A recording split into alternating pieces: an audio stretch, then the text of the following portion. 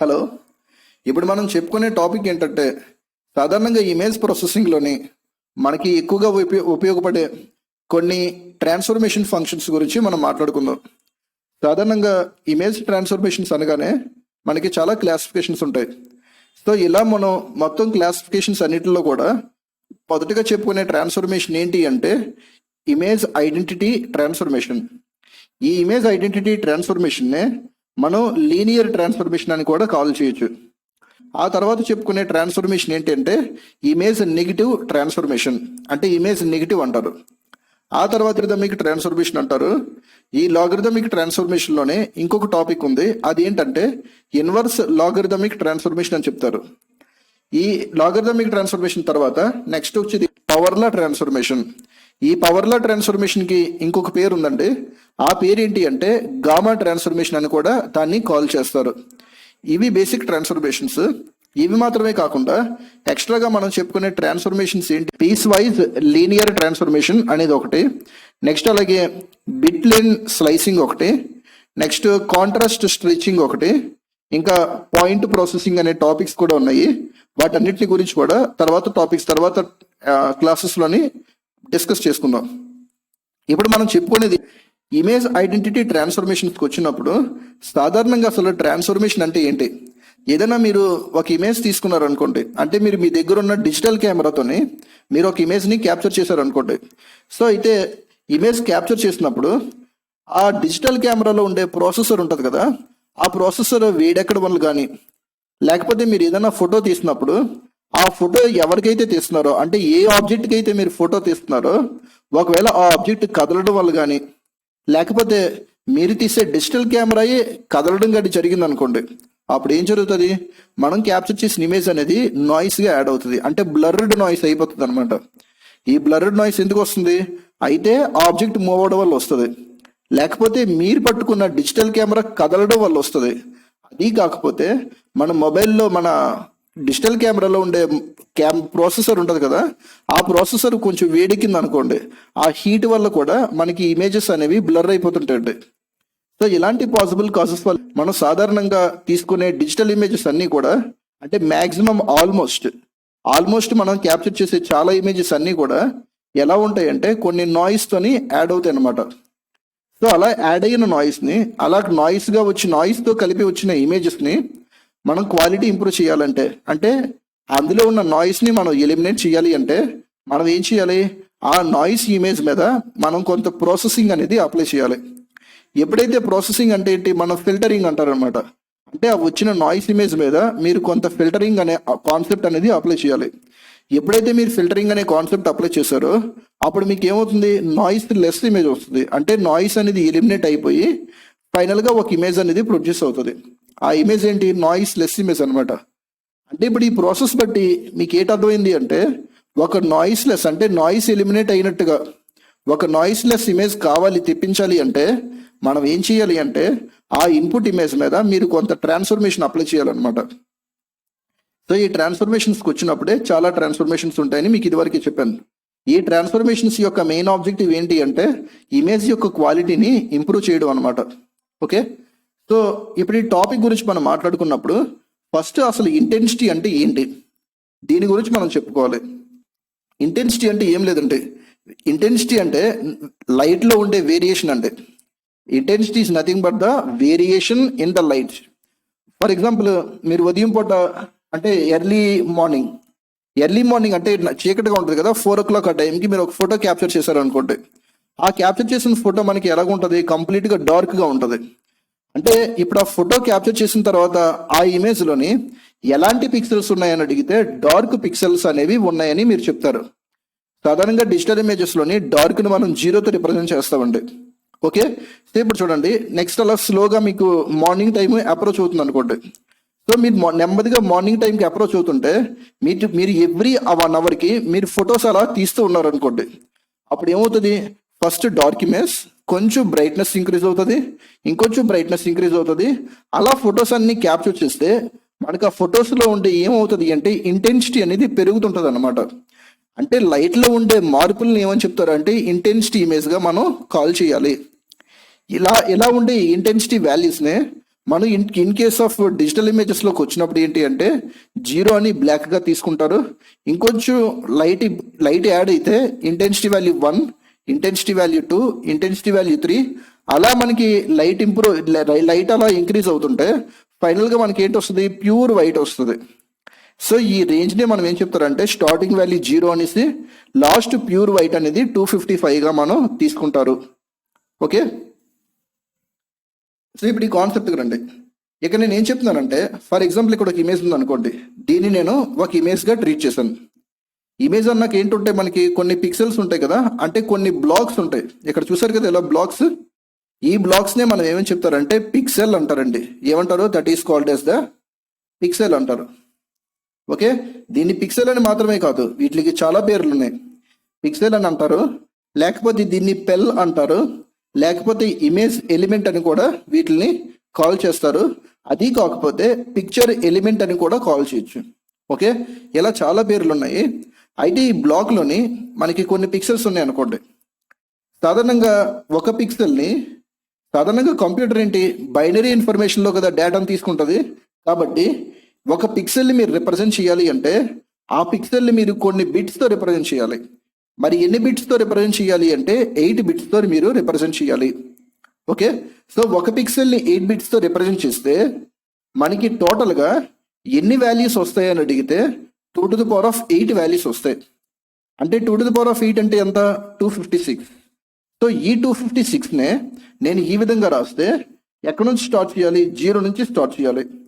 So 256 కదా, 0 నుంచి start చేస్తే మీకు ఎండింగ్ ఎక్కడి వరకు వస్తారు, 255 వరకు వస్తారు. ఎందుకు, 0 నుంచి స్టార్ట్ చేస్తే 255 వరకు టోటల్గా ఎన్ని వాల్యూస్ అవుతాయి, 256 వాల్యూస్ అవుతాయి. అందుకే 0 నుంచి స్టార్ట్ చేస్తే ఎండింగ్ వాల్యూ అనేది కంపల్సరీగా 255 అయి ఉండాలి.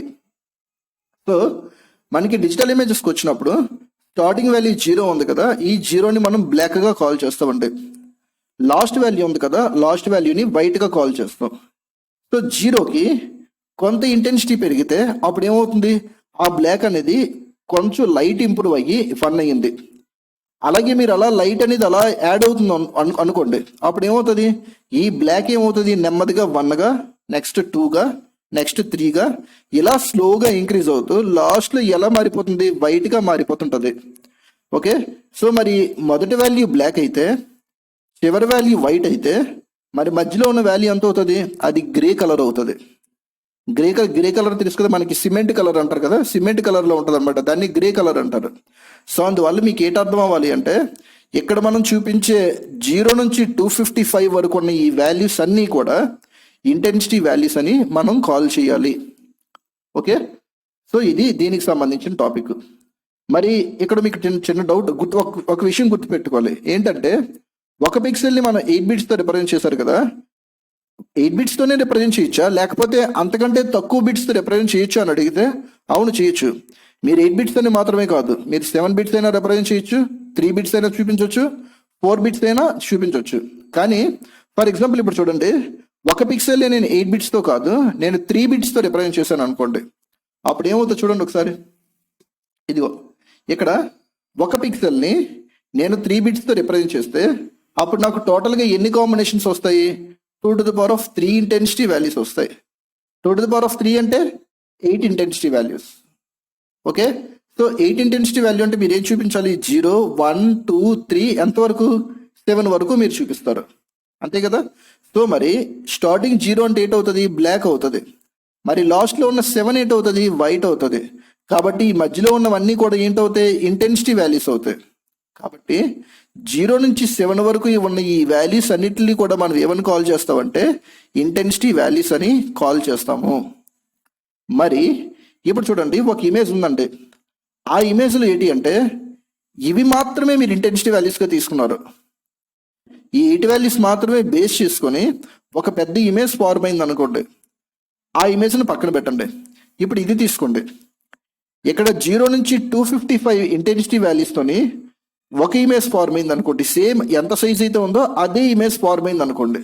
మరి ఇప్పుడు ఆ 2 ఇమేజ్ని కంపేర్ చేస్తే ఏ ఇమేజ్ క్వాలిటీగా ఉంటుంది, వీటితో ఫార్మ్ అయిన ఇమేజ్ అనేది క్వాలిటీగా ఉండదు.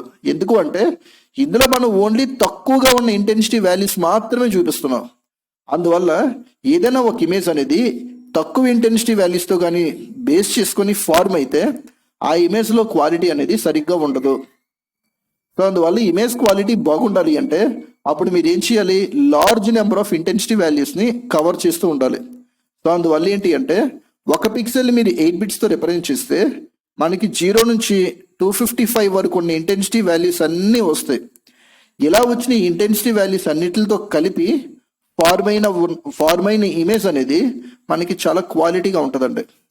ఓకే, మనం సాధారణంగా పిక్సెల్ని 8 బిట్స్తో రిప్రజెంట్ చేయొచ్చా చేయకూడదా అని అడిగితే 8 బిట్స్ అని మాత్రమే కాదు, మీరు 3 బిట్స్ కానీ 4 బిట్స్ కానీ మీకు నచ్చిన బిట్స్తో రిప్రజెంట్ చేయొచ్చండి. ఓకే,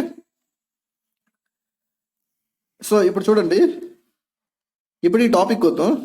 ఇమేజ్ ఐడెంటిటీ ట్రాన్స్ఫర్మేషన్ గురించి మనం మాట్లాడదాం. ఇమేజ్ ఐడెంటిటీ ట్రాన్స్ఫర్మేషన్ ఇంకో పేరు ఏమని చెప్పారు, లీనియర్ ట్రాన్స్ఫర్మేషన్ అని మనం కాల్ చేస్తాం. ఓకే, సో ఈ లీనియర్ ట్రాన్స్ఫర్మేషన్ ఏం చెప్తుంది అంటే S equal to T of R అంటది. R అనేది ఇన్పుట్ ఇమేజ్ అంటే, S అనేది అవుట్పుట్ ఇమేజ్. T అంటే ఏంటి, ట్రాన్స్ఫర్మేషన్. ఈ T అంటే ఫిల్టరింగ్ అయినా అయ్యి ఉండొచ్చు, లేకపోతే ఫోరియర్ ట్రాన్స్ఫర్మేషన్ కానీ, లేకపోతే ఏదైనా ట్రాన్స్ఫర్మేషన్ అయి ఉండొచ్చు, లేకపోతే ప్రాసెసింగ్ కూడా అయ్యి ఉండొచ్చు. ఓకే, సో ఇలాగా ఇన్పుట్ మీద మీరు కొంత ట్రాన్స్ఫర్మేషన్ అప్లై చేస్తే మీకు మళ్ళీ R వచ్చింది అనుకోండి. అంటే ఇప్పుడు ఇది ఏం చెప్తుంది, S ఈక్వల్ టు R అని వచ్చింది కదా, ఇది ఏం చెప్తుంది అంటే ఇన్పుట్ ఇమేజ్ ఎలాగైతే ఉందో అవుట్పుట్ ఇమేజ్ కూడా అదే ప్రొడ్యూస్ చేస్తుంది. S అంటే అవుట్పుట్ కదా, సో అంటే ఇన్పుట్ ఇమేజ్ ఏదైతే ఇచ్చారో అవుట్పుట్ ఇమేజ్ అదే ప్రొడ్యూస్ చేస్తుంది. సేమ్ అదే ఇన్పుట్ ఇమేజ్ యాజ్ ఇట్ ఈస్గా వచ్చేస్తుంది అనమాట. దీనివల్ల ఏమైనా అడ్వాంటేజ్ ఉందా అంటే పెద్దగా అడ్వాంటేజ్ లేదు. ఎందుకు అడ్వాంటేజ్ లేదు అని అడిగితే, ఒకవేళ మీరు ఇన్పుట్ ఇమేజ్ నాయిస్ ఇమేజ్ వచ్చిందనుకోండి, మరి నాయిస్ ఇమేజ్ తీసుకొచ్చి దాని మీద మీరు ఇలాంటి ఐడెంటిటీ ట్రాన్స్ఫర్మేషన్ అప్లై చేశారు అనుకోండి, మనకి ఏమైనా నాయిస్ ఎలిమినేట్ అవుతుందా అని అడిగితే నాయిస్ ఎలిమినేషన్ జరగదు ఇక్కడ, అంటే పెద్దగా జరగదు. ఇక్కడ ఏం జరుగుతుంది అని అడిగితే ఏ ఇమేజ్ అయితే ఇన్పుట్గా ఇచ్చారో అదే ఇమేజ్ అనేది అవుట్పుట్గా వచ్చేస్తుంది. సో దీనివల్ల ఏమైనా ట్రాన్స్ఫర్మేషన్ జరుగుతుందా అంటే ఇక్కడ ఏమి జరగట్లేదు. సో ఇది ఒక విధంగా చెప్పాలి అంటే డ్రాబ్యాక్ గానే మనం తీసుకోవాలి. ఇక్కడ చూడండి, నేను ఒక ఇన్పుట్ ఇమేజ్ తీసుకున్నాను, ఈ ఇన్పుట్ ఇమేజ్కి ట్రాన్స్ఫర్మేషన్ అప్లై చేశాను. ఈ ట్రాన్స్ఫర్మేషన్ అవుట్పుట్కి ఏం పంపించింది, ఇంకొక ఇమేజ్ని పంపించింది. ఇక్కడ ఇన్పుట్ ఇమేజ్ అనేది ఇంటెన్సిటీ ఇమేజ్. ఇంటెన్సిటీ ఇమేజ్ అంటే ఏం చెప్పానండి, ఈ వాల్యూస్ అనమాట. కలర్ ఇమేజ్ వేరు. కలర్ ఇమేజ్ అంటే ఒక పిక్సెల్ని 24 బిట్స్తో రిప్రజెంట్ చేస్తారు. ఇది కలర్ ఇమేజ్ కాదు, ఇది ఇంటెన్సిటీ ఇమేజ్. ఓకే, అంటే ఈ వాల్యూస్ అన్నిటిని కూడా ఇంటెన్సిటీ అంటారు కదా. సో అందువల్ల ఈ వాల్యూస్తో ఫార్మ్ అయిన ఇమేజ్ని ఏమంటారు అంటే ఇంటెన్సిటీ ఇమేజ్ అంటారు. కలర్ ఇమేజ్ అంటే red colour intensity, green colour intensity, blue colour intensity, వాటి యొక్క కాంబినేషన్ ఏంటంటే కలర్ ఇమేజ్ అంటారండి. ఓకే, దాని గురించి మనం తర్వాత చెప్పుకుందాం. సో ఇప్పుడు ఏమైంది అంటే ఇది ఇంటెన్సిటీ ఇమేజ్, మీకు అవుట్పుట్లో కూడా ఏది ఫార్మ్ అవుతుంది, ఇంటెన్సిటీ ఇమేజే ఫార్మ్ అవుతుంది, అంతేగాని కలర్ ఇమేజ్ మాత్రం కాదు. ఇది ఇన్పుట్ ఇంటెన్సిటీ అయితే అవుట్పుట్లో కూడా ఇంటెన్సిటీ ఇమేజ్. ఓకే, సో చూడండి, ఇప్పుడు మీరు ఏం చేస్తున్నారంటే ఒక గ్రాఫ్ డ్రా చేస్తున్నారు. అంటే దీన్ని బేస్ చేసుకొని మీరు ఒక గ్రాఫ్ డ్రా చేస్తున్నారు. ఆ గ్రాఫ్ ఏం చెప్తుంది అంటే ఆర్లో ఉండే ఇంటెన్సిటీ వాల్యూస్ ఏంటి అంటే ఇన్పుట్లో ఉండే ఇంటెన్సిటీ వాల్యూస్ ఏంటి 0 నుంచి 255. ఈ 0 నుంచి ఇన్పుట్లో ఉండే ఇంటెన్సిటీ వాల్యూస్ అన్నివి అవుట్పుట్లో కూడా, ఎందుకంటే అవుట్పుట్ కూడా సేమ్ ఇంటెన్సిటీ ఇమేజ్ కదా, సో అందులో కూడా ఎన్ని ఉంటాయి 0 నుంచి 255 ఉంటాయి. సో అందువల్ల ఇన్పుట్కి అవుట్పుట్కి గ్రాఫ్ డ్రా చేస్తే ఒకసారి ఏం జరుగుతుందో చూద్దాం. For example R equal to 0 అనుకోండి, అంటే దాని అర్థం ఏంటి, ఫర్ ఎగ్జాంపుల్ ఇప్పుడు ఇమేజ్ చూడండి, ఇక్కడ 0 0 0 0 ఇలా ఉన్నాయి అనుకోండి. దీని అర్థం ఏంటి, ఎక్కడెక్కడైతే జీరోలు ఉన్నాయో అక్కడ మాత్రమే మీరు ట్రాన్స్ఫర్మేషన్ అప్లై చేస్తున్నారు, అది దీని అర్థం. ఇక్కడ చూడండి R ఈక్వల్ టు 0 పెట్టారు అనుకోండి, S కూడా ఏంటి అవుతుంది 0 వస్తుంది. అంటే దీని అర్థం ఏంటి, ఎక్కడెక్కడైతే జీరోలు ఉన్నాయో ఆ జీరోల ప్లేస్లో మళ్ళీ జీరోలే వస్తున్నాయి అనమాట. ఒకవేళ R ఈక్వల్ టు 0 అయితే S equal to for example 4 కానీ 8 కానీ వచ్చింది అనుకోండి, అంటే మీరు ఏం చేస్తారు, ఎక్కడెక్కడైతే జీరోలు ఉన్నాయో ఆ జీరోలు తీసేసి అక్కడ మీరు ఏం పెట్టాలి, 4 వస్తే 4 పెడతారు, 8 వస్తే 8 పెడతారు. అంటే ఏమైంది, జీరోలు అనే వాల్యూస్ అన్ని ఏమైపోయాయి, కొత్త పిక్సెల్స్గా ట్రాన్స్ఫర్మేషన్స్ అయిపోయాయి అనమాట. ఓకే, సో అది బేసిక్గా చెప్పే టాపిక్. కానీ ఇక్కడ ఏం జరుగుతుంది, ఇన్పుట్ 0 అయితే అంటే R ఈక్వల్ టు 0 అయితే S కూడా 0 వస్తుంది. అంటే ఆ పిక్సెల్స్, ఆ జీరోనే పిక్సెల్స్ ట్రాన్స్ఫార్మ్ అవుతున్నాయి అంటే అవ్వట్లేదు. కాబట్టి ఇన్పుట్ జీరో అయితే ఎస్ కూడా జీరో. నెక్స్ట్ ఆర్ ఈక్వల్ టు 1 పెట్టారు అనుకోండి, ఎస్ కూడా ఏంటవుతుంది 1. సో అంటే ఆర్ ఈక్వల్ టు 1 అయితే S1, r equal to 2 S2, r equal to 3 S3, r equal to 4 S4. ఇలా అన్ని వాల్యూస్ తీసుకుంటే ఆర్ ఈక్వల్ టు 255 అయితే ఎస్ కూడా ఎంత అవుతుంది 255 అవుతుంది. సో ఇలా ఫార్మ్ అయిన ఈ పాయింట్లన్నీ జాయిన్ చేస్తే మీకు ఒక లైన్ వస్తుందండి. ఇలా లైన్ వచ్చింది చూసారు కదా, ఈ లైన్ ఎలాగుంది చూడండి. ఈ లైన్ దేని నుంచి పాస్ అవుతుంది, ఆరిజిన్ నుంచి పాస్ అవుతుంది. కాబట్టి ఇది ఎంత ఒక స్ట్రైట్ లైన్. ఏదైనా ఒక స్ట్రైట్ లైన్ అనేది ఆరిజిన్ నుంచి పాస్ అయితే అప్పుడు ఆ గ్రాఫ్ని ఏమంటారంటే లీనియర్ గ్రాఫ్ అంటారు. సో అందువల్ల ఏంటంటే ఇన్పుట్ ఇమేజ్ పిక్సెల్కి అవుట్పుట్ ఇమేజ్ పిక్సెల్కి మీరు ఒక గ్రాఫ్ డ్రా చేస్తే ఆ తయారైన గ్రాఫ్ షేప్ అనేది లీనియర్ గ్రాఫ్లో ఉంది. అందువల్లే మనం మాట్లాడుకునే ఈ ఐడెంటిటీ ట్రాన్స్ఫర్మేషన్స్నే మనం లీనియర్ ట్రాన్స్ఫర్మేషన్ అని కూడా పిలవచ్చు. ఓకే, సో ఈ విధంగా మనకి ఏమైనా అడ్వాంటేజ్ ఉందా అని అడిగితే ఇన్పుట్ పిక్సెల్స్ ఎక్కడెక్కడైతే జీరోలు ఉన్నాయో మళ్ళీ అక్కడ జీరోలే వస్తున్నాయి. ఒకవేళ ఫర్ ఎగ్జాంపుల్ 1 పెట్టారు అనుకోండి, మళ్ళీ 1లే వస్తాయి. అంటే ఇక్కడ పిక్సెల్స్ ఏమన్నా మార్పు చెందుతున్నాయా? ఇక్కడ పిక్సెల్స్ అనేవి ఏవి చేంజ్ అవ్వట్లేదు. అందువల్ల ఇక్కడ జరిగే ప్రాసెస్ ఏంటి అంటే ఇమేజ్ మీద ప్రాసెసింగ్ అనేది ఇక్కడ జరగట్లేదు అనమాట. ఒకవేళ ఇన్పుట్ ఇమేజ్ కానీ నాయిస్ ఇమేజ్ అయితే మళ్ళీ అదే నాయిస్ ఇమేజ్ మనకు ప్రొడ్యూస్ అవుతుంది అనమాట.